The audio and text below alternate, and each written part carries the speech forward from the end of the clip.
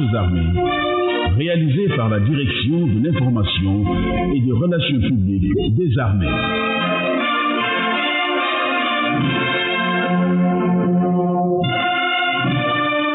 Avec la collaboration technique de la Radio-Télévision du Sénégal.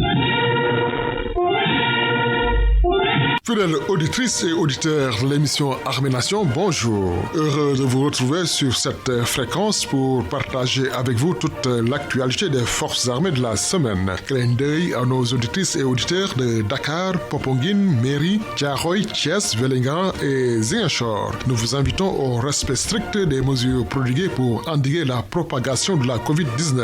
Le sommaire. Notre rubrique Ligne de mire sera consacrée à la cérémonie d'inauguration de l'Institut de défense du Sénégal, sise au camp général Idrissa Fall de Liberté 6, élément qui sera suivi de la cérémonie de pose de la première pierre de la polyclinique de l'hôpital principal de Dakar. La deuxième session interministérielle du groupe des Amis du Golfe de Guinée à la base Amiral Faye Gassama et l'organisation de la journée VIP Day de la campagne de tir deuxième semestre 2021 au centre d'entraînement tactique colonel Thierno Ndiaye de Doji constitueront notre mini-journal. Pour la page santé, nous aurons un entretien sur les maladies cardiovasculaires avec le médecin commandant Mohamed Cherif Mboub, cardiologue à l'hôpital principal de Dakar. Les avisés communiqués et les disques du soldat seront les derniers éléments. Vous avez à la présentation sergent-chef Dominique Mendy. Je suis assisté du sergent-chef Abdou Majino à la partie technique. Les détails juste après ce tampon musical.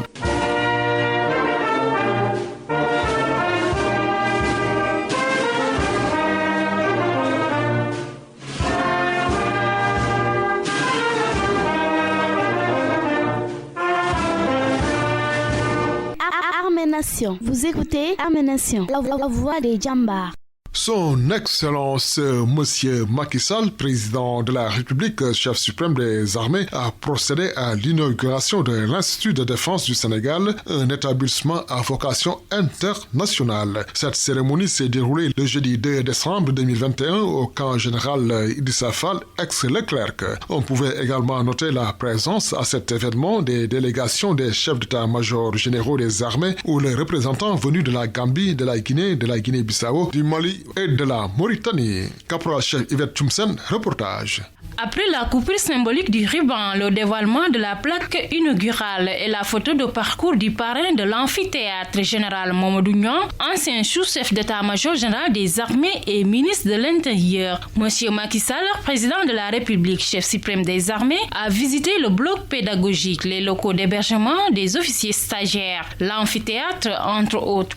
Au cours de cette visite, le président de la République s'est attardé tout au long du chemin pour suivre les présentations respectives de M. Fodé Diop, architecte de l'entreprise Art Ingénierie Abdoulahat Ndiaye, membre du cabinet d'architecture de l'entreprise Dakar Construction, et du général de brigade Philippe Henri Alfred Dia, directeur général, d'apporter des précisions sur ce joyau. Alors le complexe en lui-même regroupe plusieurs entités. Vous avez tout d'abord derrière nous le pôle administratif et pédagogique qui est sur 3 niveaux, plus une terrasse accessible. Au centre, nous avons un amphithéâtre d'une capacité de 320 places. Et plus au nord, vous avez le pôle qui est réservé à l'hébergement des stagiaires. Donc à l'heure actuelle, nous avons une capacité de 54 studios, donc 18 chambres par palier, plus une terrasse accessible qui sert aussi bien d'espace de buanderie et disons, de lieu d'aisance. Sinon, agrémenté de tout ça, nous avons un complexe sportif pour permettre aux gens aussi de se maintenir en bonne condition physique, où nous avons une salle de sport et une piscine, et bien entendu un espace restauration des plus commodes pour nous permettre en autonomie de pouvoir restaurer nos personnels. À l'amphithéâtre général Mamadou Niang, le président Macky Sall, chef suprême des armées, a rappelé l'importance qu'il accorde à la formation des ressources humaines. Si j'ai tenu à venir présider la cérémonie d'inauguration de l'Institut de défense du Sénégal, c'est pour marquer l'importance particulière que j'attache à la formation de nos ressources humaines, civiles et militaires. La matière grise est en effet la première ressource des nations, celle qui fait leur force et leur richesse. Voilà pourquoi j'ai inscrit le capital humain comme une des composantes majeures de l'axe 2 du plan Sénégal Énergie. Le projet de création de l'Institut de défense du Sénégal est donc une des déclinaisons du PSE appliquée à la formation de nos élites militaires. L'IDS étant le maillon manquant de notre système de formation militaire. Il vient donc à point nommé.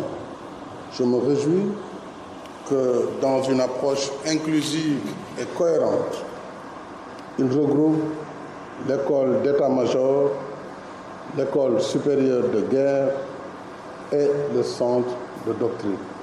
Ainsi, nos officiers des armées de terre, air, mer, de la gendarmerie nationale et de la brigade nationale des sapeurs-pompiers disposent désormais d'une structure d'accueil leur permettant d'accéder aux plus hautes formations diplômantes, ouvrant la voie à des fonctions en état-major, mais aussi de commandement et de direction au plan national et international.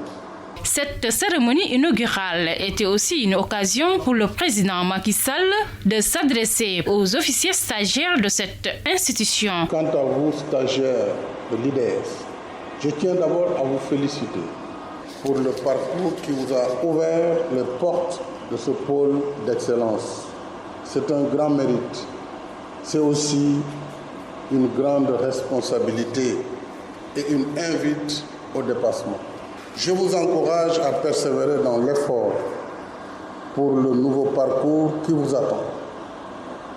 Je vous offre comme viatique mon adresse à la journée des forces armées du 8 novembre dernier. Si vous voulez aller de l'avant, n'oubliez jamais que la performance vient de la remise en cause de soi. Nul ne peut être performant s'il est toujours satisfait de lui-même. Vous connaissez la chose militaire. Appliquez-la dans toute sa rigueur.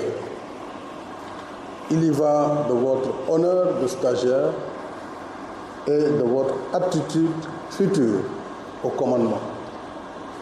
Votre institut vous offre par son insigne 2 symboles d'excellence et de noblesse, tous 2 tirés des armoiries de l'illustre président poète Léopold Sédar Senghor.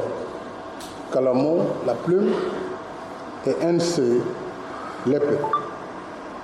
Vous ne pourriez mieux trouver pour affiner votre culture intellectuelle et physique, indispensable à la vie du vrai soldat. Par la plume, vous poursuivrez la quête inlassable de la lumière, du savoir qui éclaire l'esprit, oriente la pensée et l'action. Par l'épée, symbole de droiture, d'attaque et de défense, vous tenez l'arme du courage physique et de la probité morale. Alors, j'engage chacun de vous, par sa plume et son épée, à être et rester un vrai soldat. Pour rappel, l'Institut de défense du Sénégal est créé suivant le décret numéro 2020-1936 du 14 octobre 2020. Pour l'excellence de l'enseignement militaire supérieur, ce joyau à vocation internationale va former des officiers d'état-major aptes à occuper des fonctions dans la polyvalence au sein des armées, de contribuer au développement des études et la recherche du niveau opératif et stratégique en matière de défense et de sécurité, un volet qui illustre la montée en puissance des forces armées.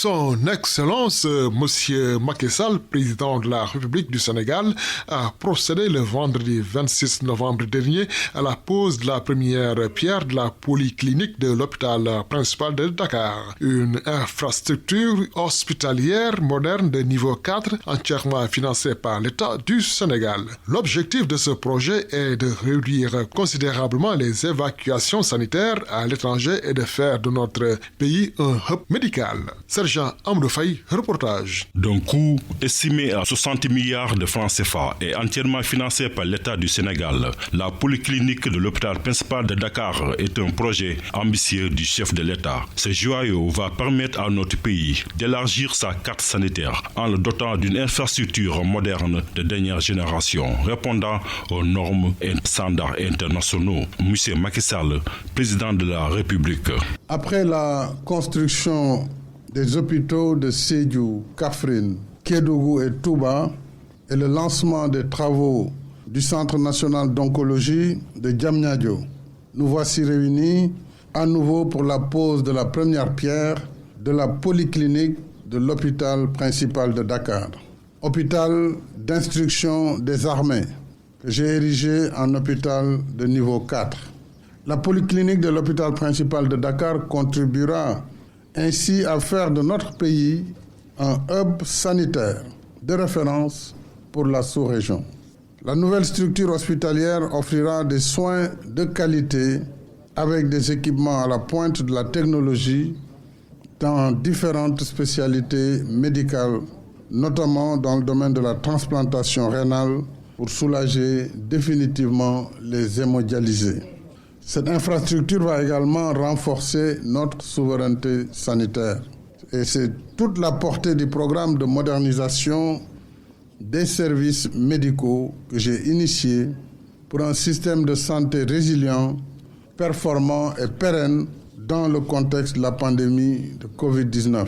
Intégré dans le Dakar Medical City, un projet phare du plan Sénégal émergent, la polyclinique de l'hôpital d'instruction des armées sera le futur pôle d'excellence et de recherche dans les différentes spécialités médicales. Cet édifice public d'envergure participe à la modernisation de notre architecture hospitalière, selon le président Macky Sall.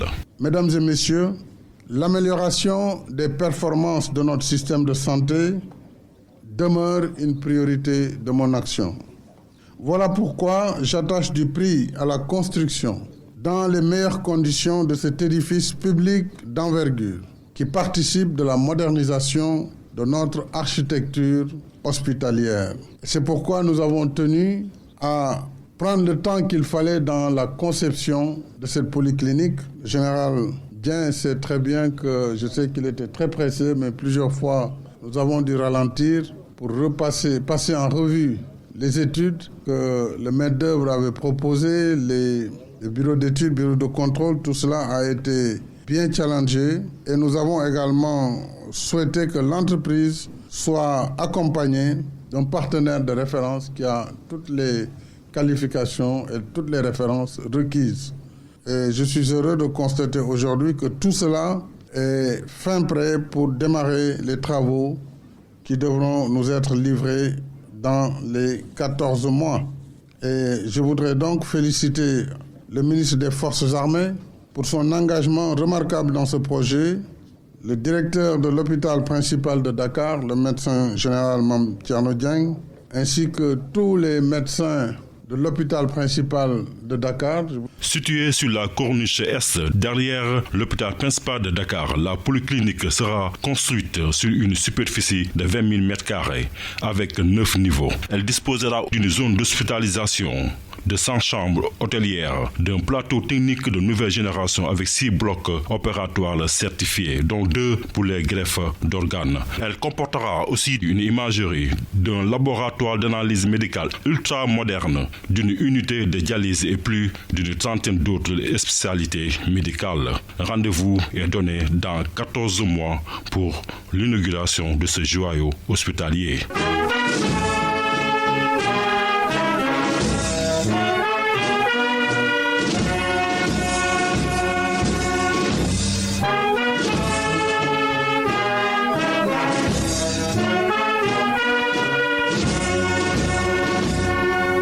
La deuxième session interministérielle du groupe des Amis du Golfe de Guinée du G7 s'est tenue à Dakar à la base navale Amiral Faye Gassama dans la période du 24 au 26 novembre 2021. C'était sous la coprésidence du Sénégal et du Royaume-Uni, représenté par mesdames Aïssata Tall Sall et Victoria Grace Ford, respectivement ministre des Affaires étrangères et des Sénégalais de l'extérieur et ministre britannique chargé de l'Afrique. D'éminents experts civils et militaires venus d'horizons divers ont pris part à cette rencontre de Dakar. Sergent-chef Alassane Diop, reportage.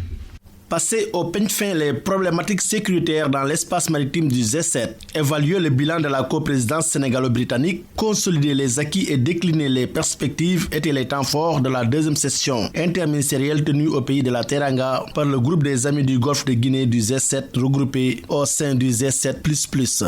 Ce, conformément à la feuille de route définie dans le cadre de la mise en œuvre de l'architecture de Yaoundé. Aïssata Tall Sall, ministre des Affaires étrangères et des Sénégalais de l'extérieur, coprésidente de la deuxième session interministérielle du groupe des Amis du Golfe de Guinée du G7. Nous sommes là pour une cause importante. Une cause qui doit retenir l'engagement non seulement du Sénégal, l'engagement du Royaume-Uni, parce que nous co-présidons les Amis du Golfe de Guinée, qu'on appelle communément le G7+, pour l'année 2021, et nous avons d'ailleurs fini, et venir ce matin non seulement dire ce que nous avons fait, mais également exprimer les attentes de nos populations pour avoir une meilleure sécurité maritime dans le Golfe de Guinée. Le Golfe de Guinée, c'est cette mer que nous avons en partage entre plusieurs pays et sur laquelle nous voudrions que le transport, le commerce, la navigation, l'interpénétrabilité entre nos populations, nos biens et nos services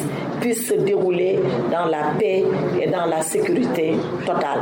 Après les propos de son homologue sénégalais, Mme Victoria Grace Ford, ministre britannique chargée de l'Afrique, a plaidé pour une gestion collégiale de l'espace maritime du Golfe de Guinée. The Gulf of Guinea has the highest rates of piracy and armed robbery at sea in the world. Le Golfe de Guinée a le taux de piraterie en mer le plus élevé au monde. Il s'agit d'une véritable menace pour le commerce mondial et le système international, fondé sur des règles auxquelles nous croyons tous les deux si fort aujourd'hui. C'est pourquoi nous avons placé nos efforts pour lutter contre la piraterie et pour maintenir le commerce ouvert au cœur de la présidence britannique du G7. Nous l'avons fait lorsque les Amis du Golfe de Guinée ont été créés en 2013. Lors de la dernière présidence britannique, et nous savons qu'en travaillant et en encourageant la coopération, nous pouvons faire la différence. Nous pouvons améliorer la sécurité maritime. J'aimerais souligner le bon travail qui a été fait ici en remerciant tous ceux qui naviguent sur nos mers et tous nos marins et ceux qui travaillent sur nos navires pour s'assurer que le commerce peut circuler. Parce que si nous faisons cela, nous rendrons le monde plus pacifique et plus prospère pour nous tous.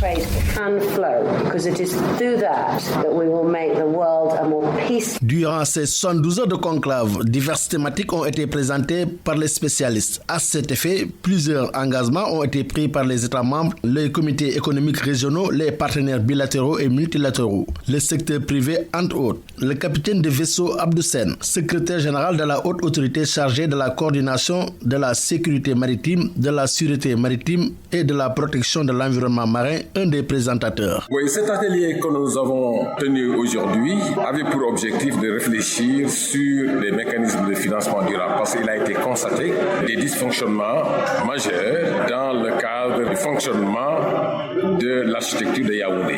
Donc, ces dysfonctionnements apparaissent à plusieurs niveaux. Au niveau du CIC, le Centre interrégional de coordination, au niveau des centres régionaux, aussi bien de l'Afrique de l'Ouest et de l'Afrique centrale, mais aussi au niveau des centres multinationaux de coordination. Alors, donc, des problèmes de logistique, des problèmes de ressources humaines ont été soulevés.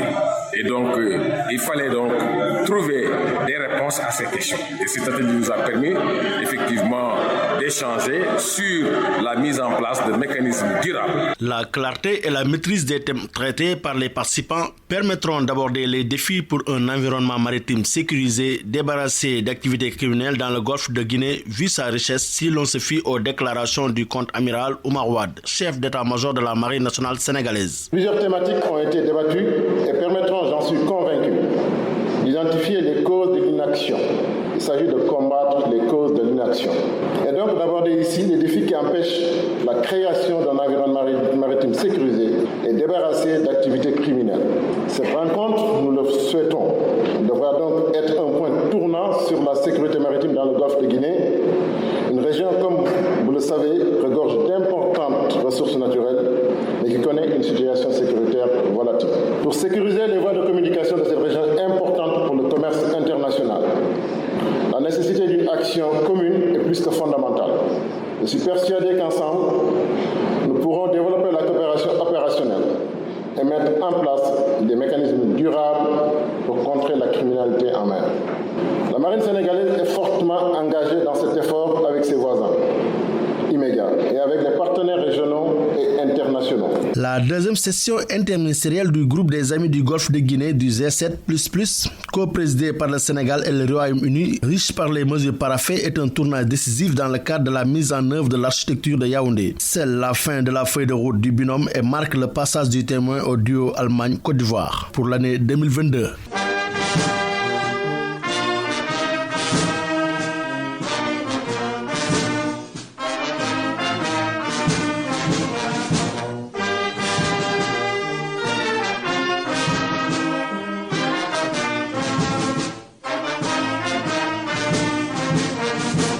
Une campagne de tir aux armes lourdes s'est tenue dans la période du 22 au 27 novembre dernier au centre d'entraînement tactique colonel Thierno Ndiaye de Dodji. Cette activité qui entre dans la campagne de tir du deuxième semestre a permis aux unités engagées d'améliorer leur savoir-faire sur le plan technique et tactique, mais également de permettre aux servants d'avoir une précision dans le tir. Cet exercice a été clôturé par une journée dite VIP Day sous la présidence du général de brigade Fulgence Ndour, chef d'état-major de l'armée de terre.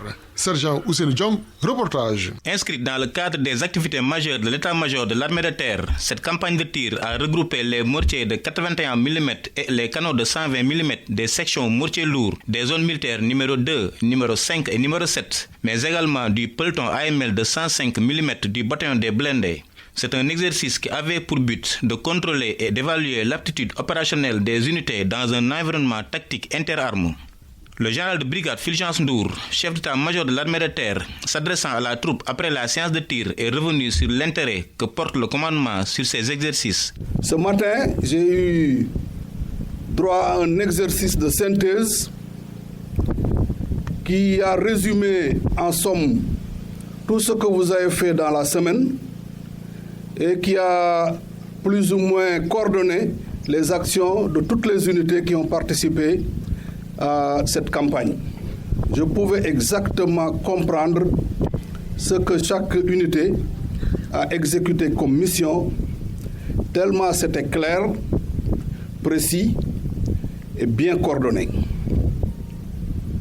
Et je veux pour cela féliciter, n'est-ce pas, les commandants d'unité qui sont là, féliciter les organisateurs de cette campagne et féliciter aussi tous les hommes, toutes les unités, toutes les formations, tous les militaires qui ont participé à cet exercice. Dans la même lancée, le CEMAT a affirmé que le séjour des troupes au CT2 est toujours bénéfique pour les armées car il permet aux différentes unités de bénéficier des nouvelles techniques de combat bien maîtrisées tout en ayant un aguerrissement à la hauteur de leur engagement. L'un des objectifs aussi, c'était permettre aux engins blindés d'avoir une précision dans le tir. Je les invite à continuer à travailler dans ce sens parce que l'appui direct aussi doit être un appui de précision. Concernant les tirs mortiers, Ce que j'ai vu dans cette deuxième campagne est nettement meilleur que ce que nous avons vu dans la première campagne, en termes de précision, en termes d'encadrement des objectifs. À la fin de la manœuvre, le colonel David Diawara, commandant la zone militaire numéro 2, est revenu sur l'aspect organisationnel et la participation de ses unités. D'accord, nous remercions d'abord le commandement qui a bien voulu organiser cette campagne de tir ici à Dodi. La chance de la zone militaire numéro 2, c'est d'abriter le centre d'entraînement tactique qui offre aux armées une panoplie de sites et d'endroits pour s'entraîner. Et comme le disait un grand penseur, la finalité de l'action militaire, c'est de faire la guerre. Mais avant de faire la guerre également, il faut s'entraîner. Et aujourd'hui, à travers cette campagne de tir, on a vu que nos unités se sont bien préparées, ils s'entraînent pour avoir le maximum de connaissances pour faire face ultérieurement si on nous demande de mener des actions. Organisée en 2 semestres, cette campagne de tir est une occasion de tester l'interopérabilité des unités de l'infanterie, de la cavalerie et des artilleurs pour une meilleure coordination, mais aussi et surtout d'avoir une précision de tir afin d'accomplir convenablement les missions qui leur seront confiées.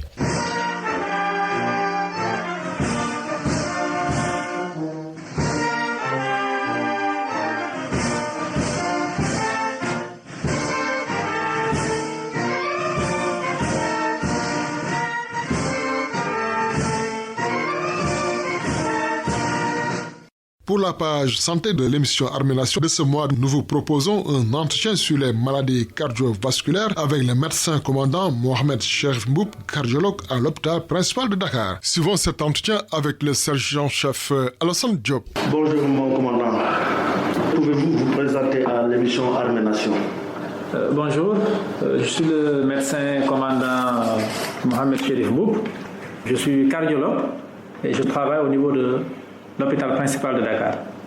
Docteur, pour entrer dans le vif du sujet, aujourd'hui on va parler des maladies cardiovasculaires. On sait que les maladies cardiovasculaires sont la première cause de mortalité dans le monde.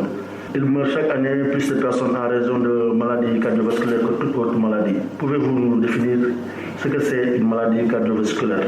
Alors, les maladies cardiovasculaires sont l'ensemble des affections touchant le cœur ou les vaisseaux qui quittent le cœur pour aller donc dans les autres organes qu'on appelle les artères, ou bien les vaisseaux qui quittent les autres organes pour venir au niveau du cœur qu'on appelle les veines. Lorsque la maladie siège dans l'un de ces endroits, en ce moment-là, on parle de maladie cardiovasculaire. Docteur, quand on suit votre raisonnement, on en déduit qu'il existe plusieurs maladies cardiovasculaires. Pouvez-vous nous en citer quelques-unes? Effectivement, il existe plusieurs maladies cardiovasculaires. Les plus connues du grand public et les plus fréquentes restent bien sûr l'accident vasculaire cérébral, donc communément appelé l'AVC, particulièrement fréquente au Sénégal. On peut également citer donc la crise cardiaque, donc dont le terme scientifique c'est l'infarctus du myocarde. On peut également citer l'insuffisance cardiaque, mais également donc l'hypertension artérielle, particulièrement fréquente et qui fait partie des maladies cardiovasculaires. Il en existe beaucoup d'autres, mais parmi les plus fréquentes et les plus graves, c'est ces maladies que je viens de citer. Docteur, quelles sont les causes de ces maladies cardiovasculaires? Dans la majorité des cas, ce qui n'est pas toujours, mais dans la majorité des cas, ces maladies sont liées à notre style de vie, à la façon dont nous vivons. Et nous vivons de plus en plus mal, nous mangeons de plus en plus gras, nous mangeons de plus en plus salé, et puis bien sûr, nous faisons de moins en moins d'activité physique. Tous ces éléments-là concourent à favoriser les maladies cardiovasculaires, que ce soit l'hypertension artérielle, le diabète, mais également, nous sommes de plus en plus obèses. Il n'y a pas que cela, il y a également l'environnement, notamment la pollution atmosphérique également augmente les pathologies cardiovasculaires. Et dans de rares cas, ces pathologies cardiovasculaires-là peuvent être héréditaires, c'est-à-dire vos parents l'avaient et vous l'ont transmis. Quels sont les symptômes qui font qu'on dise que le sujet développe une maladie cardiovasculaire? Les signes et les symptômes dépendent du type de maladie. Cependant, les plus fréquentes restent les palpitations, lorsque vous sentez que le cœur bat vite, mais également lorsque vous sentez des douleurs au niveau de la poitrine, ça également, cela doit vous faire penser à une pathologie cardiovasculaire. Lorsque vous sentez que vous vous essoufflez plus vite que d'habitude, vous étiez capable de faire 2 étages et que maintenant, dès que vous finissiez un étage, vous êtes essoufflé. Là également, c'est des signes qui doivent vous faire penser à une pathologie cardiovasculaire. Et comme je l'ai dit, il en existe plusieurs pathologies cardiovasculaires et en fonction de la pathologie, les signes diffèrent, mais les signes que je viens de citer constituent les plus fréquents. Est-ce que la tension artérielle est liée aux maladies cardiovasculaires? L'hypertension artérielle fait partie des maladies cardiovasculaires. Non seulement il fait partie des maladies cardiovasculaires, mais c'est la première. Et non seulement l'hypertension artérielle, en elle-même, c'est une maladie, mais elle favorise également la survenue d'autres maladies cardiovasculaires telles que l'AVC, telles que l'infarctus, mais également telles que l'insuffisance cardiaque. Comment se fait la prise en charge des malades? Alors, la prise en charge se fait à plusieurs niveaux. Il y a d'abord des mesures hygiéno-diététiques. Quelle que soit la pathologie cardiovasculaire, il faudra toujours des mesures hygiéno-diététiques. Je l'ai dit, c'est une maladie de la vie. Et donc, il faut changer ses habitudes de vie. Toujours, il faudra manger moins salé, moins sucré. Et puis, faire une activité physique. Mais une activité physique qui, au début, est encadrée dans le cadre de la réadaptation cardiovasculaire. En plus de cela, de ces mesures hygiéno-diététiques, la majorité des pathologies cardiovasculaires vont se traiter uniquement par des médicaments, notamment l'hypertension artérielle nécessitera uniquement la prise de médicaments et en fonction de la sévérité et de la gravité, d'autres types de traitements peuvent être utilisés. Il peut s'agir donc de traitements interventionnels tels que la coronarographie, l'angioplastie coronaire, l'implantation de pacemaker, voire même une chirurgie cardiaque à cœur ouvert pour remplacer une valve défaillante ou bien pour revasculariser une artère coronaire. Comme vous le savez, donc, la prise en charge se fait à plusieurs niveaux. Quelles sont les mesures ou bien les conseils que vous prodiguez aux sujets qui n'ont pas encore développé cette maladie? J'ai commencé par dire que c'est une pathologie donc, de la vie, du style de vie, de la façon dont nous vivons. Et le principal conseil, c'est de changer, de modifier nos habitudes de vie. Modifier nos habitudes de vie, c'est commencer d'abord par faire une activité physique régulière en raison de 30 minutes par séance 3 fois dans la semaine au minimum. Et donc si on peut faire jusqu'à 5 fois, c'est encore mieux. Et cette activité physique, ça peut être de la marche, ça peut être du vélo, ça peut être de la natation, ça peut être du jogging. Et dans tous les cas, le plus important, faites ce que vous avez envie de faire, d'accord, mais faites-le régulièrement. Et donc, mettez-y du temps, au minimum 30 minutes. Mais également, il faudra changer nos habitudes alimentaires, éliminer tout ce qui est cube dans nos maisons, mais également diminuer la quantité de sel que l'on met dans nos repas, mais aussi diminuer le sucre et tout ce qui est sucre caché et sucre lent qui se trouve dans les boissons gazeuses, qui se trouve dans les glaces, qui se trouve dans les gâteaux. Et c'est tout ça, c'est des choses qu'on peut éviter. Et en diminuant cela, mais également si on fumait, il faut arrêter de fumer. Si on vit avec un fumeur, il faut le convaincre d'arrêter de fumer ou bien au moins de ne pas fumer dans la maison. C'est autant d'habitudes, c'est autant vraiment donc, de modifications qui, lorsqu'on les implémente au niveau individuel, permettent vraiment assez aisément de réduire de façon significative les pathologies cardiovasculaires. Voilà, docteur, actuellement le monde fait face à la pandémie à Covid-19. Quels conseils donnez-vous aux malades atteints d'une des maladies précitées si l'on sait qu'ils font partie des sujets les plus exposés?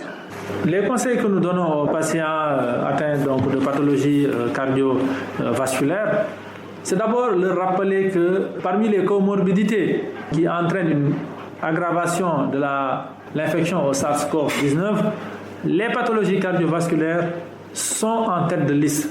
C'est les comorbidités les plus graves rencontrées chez ces patients. C'est-à-dire que les patients qui ont une cardiopathie ont beaucoup plus de chances de mourir de la COVID-19 que les patients qui n'ont pas de cardiopathie. Mais le premier conseil que nous leur donnons, c'est d'abord d'aller se faire vacciner. C'est d'abord d'aller se faire vacciner et d'aller se faire vacciner sans hésiter. Et puis, bien sûr, après s'être vacciné, cela n'empêche pas de continuer à appliquer les mesures barrières telles que édictées par les autorités de la santé de ce pays, à savoir le ministère de la Santé et de l'Action sociale. Merci. Mon commandant, Armée nationale vous remercie de votre disponibilité. Merci.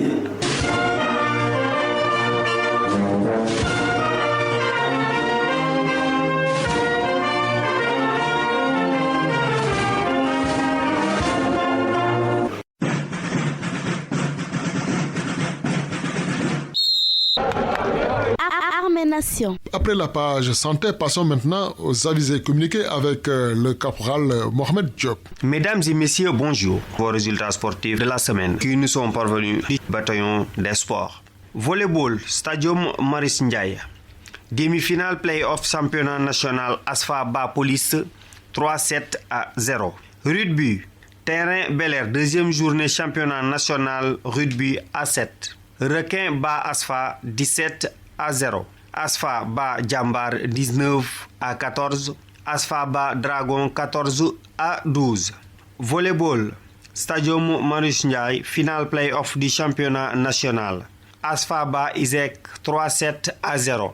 Asfa est sacré championne du Sénégal de volleyball saison 2020-2021. Bravo à nos Jambar. Mesdames et messieurs, merci, c'était tout pour vos résultats sportifs et à la semaine prochaine.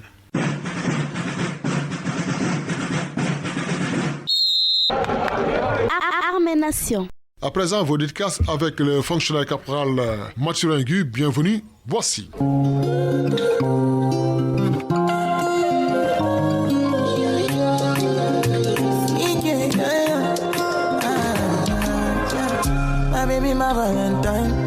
Amis auditeurs, bonjour. Ravi de vous retrouver encore une fois de plus dans votre rubrique Disque du soldat. Nous souhaitons un joyeux anniversaire à tous les natifs du jour. Excellente écoute à toute la population de Kolda, Sédhiou, Bloc et Ziguinchor. Et aussi à nos frères dames engagés en zone militaire numéro 5 et 6. Ce morceau tournera pour faire plaisir à l'association des anciens élèves de l'école Ndiarka Diagne Diapal Madjap de Guédiawaye, à Abouba, Abdoul Faye, à Babakar Nying, Babakar Sissé, à Mamita, à Mami Traoré et à Marem Gueye. Sans oublier Momar Sow et tous les autres membres de l'association.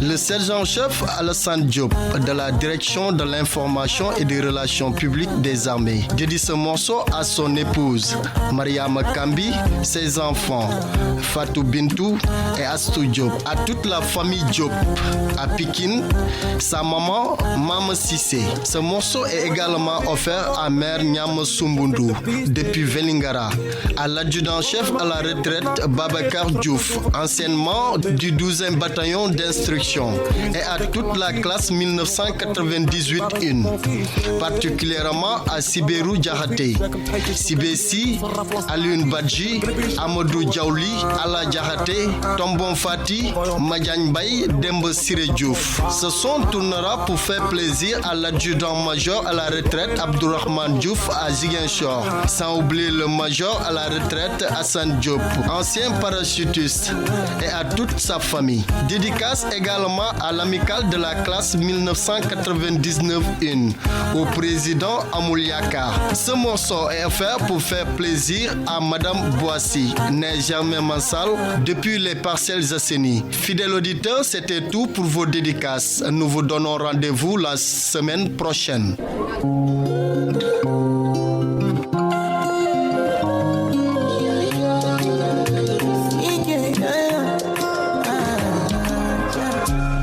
My Valentine, can I hit the making with temperature days? If you leave me a good time, I swear you are like the oxygen I need to survive. I'll be honest, love it because me. I am so obsessed. I want to chop your heart. Never did a mechanic feel, but now make us feel. Yeah, my love one thing, me make a bad man feel.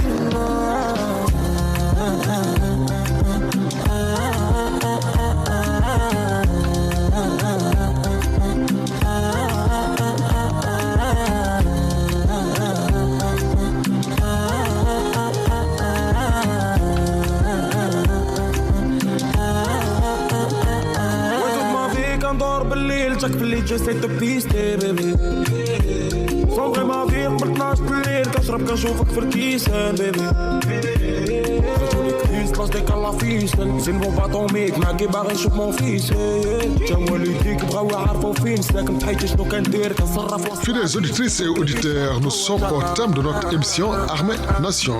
N'oubliez pas d'observer les mesures de lutte contre la Covid-19. Aux conducteurs, nous vous disons prudence sur les routes et surtout respecter les règles les plus élémentaires du code de la route afin d'épargner des vies. C'est sur ces conseils que nous allons nous quitter. À la présentation, vous aviez le sergent-chef Dominique Mendy, assisté du sergent-chef Abdou Majmdaou à la partie technique. Nous vous donnons rendez-vous la semaine prochaine à la même heure et sur la même fréquence. D'ici là, prenez bien soin de vous.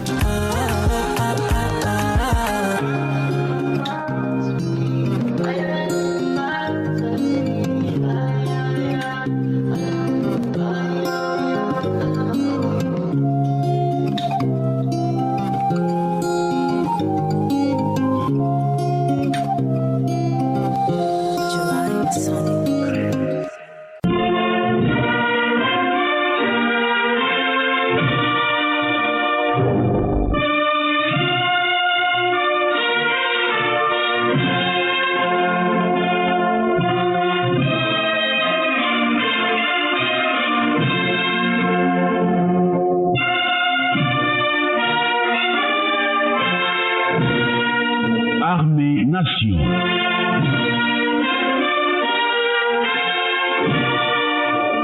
Une émission du ministère des Forces armées, réalisée par la Direction de l'information et des relations publiques des armées.